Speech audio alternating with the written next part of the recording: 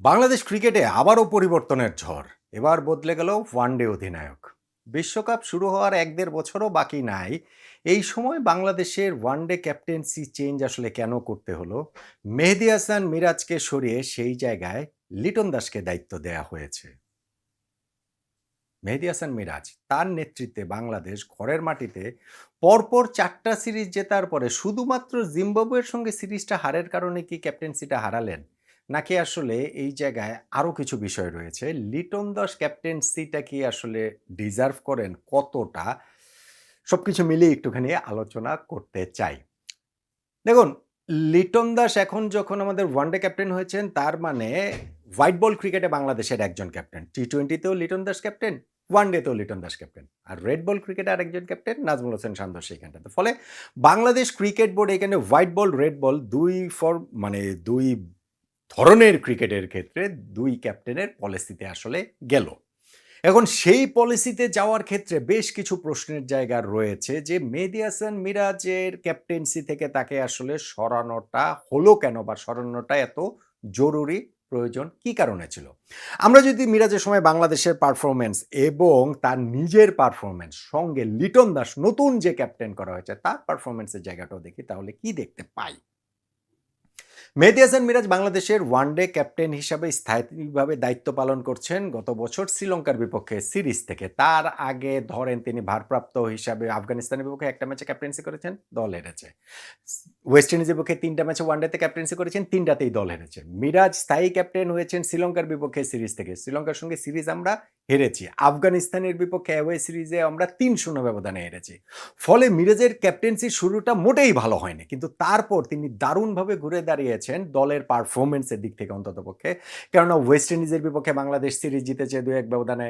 আমরা সিরিজ জিতেছি পাকিস্তানের বিপক্ষে, নিউজিল্যান্ডের বিপক্ষে, অস্ট্রেলিয়ার বিপক্ষে। যখন পরপর 4টা সিরিজ আমরা এরকম জিতি, হোক সেটা ঘরের মাটিতে, আমার কাছে মনে হয়েছিল যে টু সাম এক্সটেন্ট আমরা ২০১৫-র বাংলাদেশকে আবার দেখতে পাচ্ছি কিনা। সেই মাশরাফি বিন মুর্তজার বাংলাদেশ, যেইখানটাতে আমরা ঘরের মাটিতে ভারত, পাকিস্তান, সাউথ আফ্রিকা এরকম 3টা বিগ টিমের এগেনস্টে সিরিজ জিতেছিলাম। তো এইবারও ঘরের মাটিতে আপনি ওয়েস্ট ইন্ডিজকে ব্র্যাকেটবন্দি করে রাখলেও পাকিস্তান, নিউজিল্যান্ড, অস্ট্রেলিয়ার বিপক্ষে আমরা সিরিজ জিতেছি, এবং সেইগুলো যে একেবারে ধরেন মিরপুরের ওই উইকেট বানিয়ে আমরা মানে একেবারে আনপ্লেয়েবল উইকেট বানিয়ে জিতেছি, আন্ডার প্রিপেয়ার্ড উইকেট বানিয়ে জিতেছি, তা বলা যাবে না। ফলে ওই জায়গাটাতে ক্যাপ্টেন মিরাজকে আসলে হিউজ ক্রেডিটটা দিতেই হবে। আমরা লাস্ট সিরিজটা জিম্বাবুয়ের বিপক্ষে তাদের মাটিতে গিয়ে হেরে গিয়েছি। এইটাই কি আসলে মিরাজের ক্যাপ্টেন্সিটা কস্ট করলো কিনা? যেহেতু আগামী ১-১.৫ বছর পর ২০২৭ সালের অক্টোবর-নভেম্বরে এই জিম্বাবুয়ে, সাউথ আফ্রিকা, নামিবিয়াতেই বিশ্বকাপটা হবে। সো এই একটা সিরিজ দেখেই কি আমরা আসলে এই ডিসিশনটা আমরা বা আমাদের ক্রিকেট বোর্ড নিল কি না? মেহেদী হাসান মিরাজের ব্যক্তিগত পারফরম্যান্সের কথা যদি বলি এই সময়টার মধ্যে, বাংলাদেশ টিমের পারফরম্যান্সের কথা যদি বলি, আমি তো সিরিজগুলোর কথা বললাম, কিন্তু তার মধ্যে ধরেন হচ্ছে গিয়ে ২৪টা ওয়ানডে ম্যাচ খেলেছে বাংলাদেশ, তার মধ্যে আমরা 10টা ম্যাচ জিতেছি, 14টা ম্যাচ আমরা হেরেছি মিরাজের ক্যাপ্টেন্সির সময়টাতে। আর ধরেন স্থায়ী ক্যাপ্টেন হওয়ার পরের হিসাবটা যদি আমরা করি, তাহলে তিনি 20টা ম্যাচে ক্যাপ্টেন্সি করেছেন, তার মধ্যে 10টাতে বাংলাদেশ জিতেছে, 10টাতে বাংলাদেশ হেরেছে, অ্যাবসলিউটলি 50-50। কিন্তু সিরিজের হিসাব যদি আপনারা আবার করেন, তাহলে এই সময় যে আমরা 7টা সিরিজ খেলেছি স্থায়ী ক্যাপ্টেন হওয়ার পর শ্রীলঙ্কার বিপক্ষে সিরিজ থেকে, সেই 7 সিরিজের মধ্যে আমরা 4 সিরিজ জিতেছি, 3 সিরিজ আমরা হেরেছি।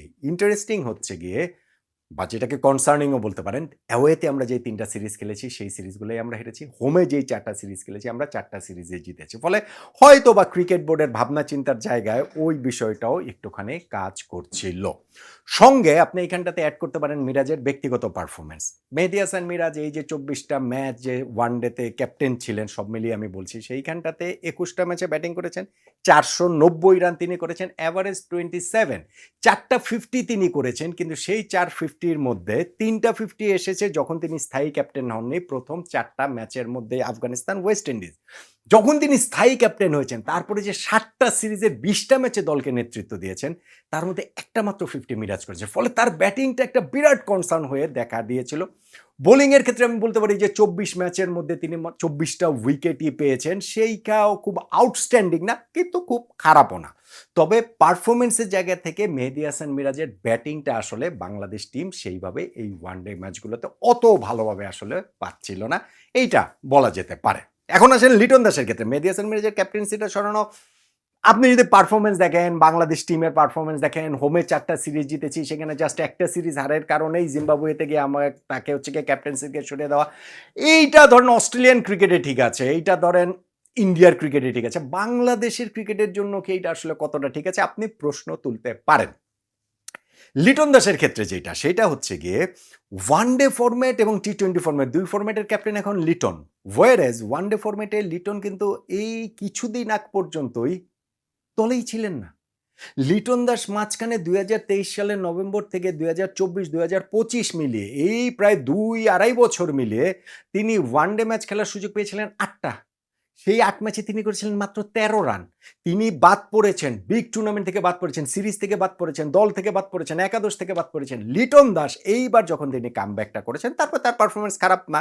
ঠিক আছে, ৯ টা ম্যাচ তিনি খেলেছেন, তার মধ্যে ৩ টা 40s রয়েছে, ২ টা তার 50 রয়েছে।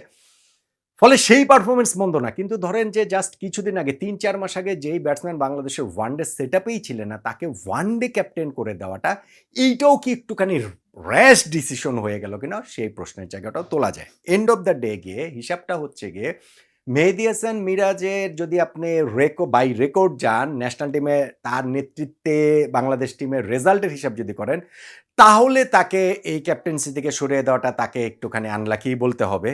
কিন্তু এট দ্য সেম টাইম মিরাজের কাছ থেকে বাংলাদেশ সর্বোচ্চটা পাচ্ছিল না, স্পেশালি তার ব্যাটিংয়ের জায়গাটাতে। এইটার কথাটাও আসলে মানতেই হবে। এবং লিটন দাসেরটা আপনার অ্যাপারেন্টলি মনে হতে পারে যে না ঠিক আছে, লিটন তো কয়েক মাস আগে আমাদের ওয়ানডে সেটআপেই ছিলেন না। কিন্তু লিটনের সামর্থ্যের কথা যেমন আমরা সবাই জানি, সেটা অবশ্য ১০-১১ বছর ধরেই যে আমরা জানছি, এটার প্রতিফলনটা একটু কমই দেখি। কিন্তু ওই সামর্থ্যের কথাটা বিবেচনা করে Bangladesh cricket board white ball, red বল ফরম্যাটটা আলাদা করেছে বলেই, এবং আগামী বছর যেই বিশ্বকাপটা হবে অ্যাওয়েতে সাউথ আফ্রিকা, জিম্বাবুয়ে, নামিবিয়া, যেই অ্যাওয়েতে মিরাজের নেতৃত্বে বাংলাদেশের যেই স্থায়ী ক্যাপ্টেন হওয়ার পর ৩ টা সিরিজ খেলেছেন, সবগুলোতেই হেরেছে বাংলাদেশ। ইনফ্যাক্ট তার আগের যে একটা সিরিজ ওয়েস্ট ইন্ডিজ, সেইটাও হেরেছে। এইটাও হয়তোবা ক্রিকেট বোর্ডের মাথাতে ছিল। আমার কাছে মিরাজকে টু সাম এক্সটেন্ট একটু আনলাকি মনে হয়। কিন্তু at the same time Bangladesh cricket বোর্ডের এই সিদ্ধান্তটাকে একটুখানি ব্রেভ ডিসিশনও মনে হয়। আমি এই মুহূর্তে দাঁড়িয়ে আমি ঠিক নিশ্চিত না যে আসলে এই সিদ্ধান্ত কতটা ভালো হবে, নাকি আসলে ব্যাকফায়ার করবে। মেহেদী হাসান মিরাজকে প্লেয়ার হিসাবে, অলরাউন্ডার হিসাবে বাংলাদেশ টিমের ডেফিনিটলি প্রয়োজন। কিন্তু আরো অনেকের ক্ষেত্রে যেমন হয়েছে যে ক্যাপ্টেন্সির প্রেশারে নিজের পারফরম্যান্সটাই কি আসলে ভুলে যান কিনা?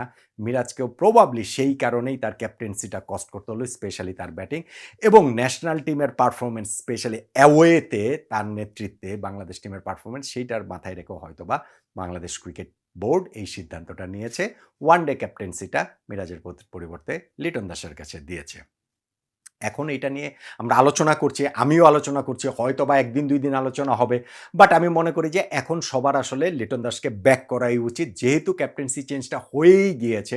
হ্যাঁ, ১ টা সিরিজ যাক, ২ টা সিরিজ যাক, ৩ টা সিরিজ যাক, তখন যদি আমরা ঠিকঠাক মতো ক্লিক করতে না পারি, তখন এটা নিয়ে কথা বলা যাবে। কিন্তু আমি মনে করি যেহেতু মাত্র ওয়ার্ল্ড কাপের আর কত বেশি দিন তো আর বাকি নাই। এই ১৫-১৬ মাস বাকি রয়েছে। এই সময়ে লিটন দাসকে আসলে আমাদের ওয়ানডে ক্যাপ্টেন হিসেবে ব্যাক করা উচিত। কেননা আমাদের টিমটা কিন্তু ওয়ানডে টিম, ভালো টিম, এবং সেই টিমটা ২০২৭ বিশ্বকাপে নতুন ফরম্যাটে নতুনভাবে যেহেতু অনেক কিছু হচ্ছে, সেখানে ভালো করার সামর্থ্য অবশ্যই রাখে। মেহেদী হাসান মিরাজ বাংলাদেশের ওয়ানডে ক্যাপ্টেন হিসাবে তার পারফরম্যান্স, আমি আসলে টিমের পারফরম্যান্স বলব ভালোই ছিল, বেশ ভালোই ছিল, এবং সেই জায়গা থেকে তিনি নিজেকে একটু আনলাকি ভাবতে পারেন যে ওয়ার্ল্ড কাপের ১ বছর আগে তাকে সরিয়ে দেওয়া হলো। কিন্তু তার ব্যক্তিগত পারফরম্যান্স উন্নতির যে জায়গাটা, সেইটা বাংলাদেশ ক্রিকেট টিমের খুব প্রয়োজন, সেটাও আসলে মাথায় রাখতে হবে। এবং লিটন দাসের জন্য অশেষ শুভকামনা জানাচ্ছি যে তার ক্যাপ্টেন্সিতে বাংলাদেশ যেন ২০২৭ বিশ্বকাপে মনে রাখার মতো একটা খুব ভালো রেজাল্ট যেন করতে পারে।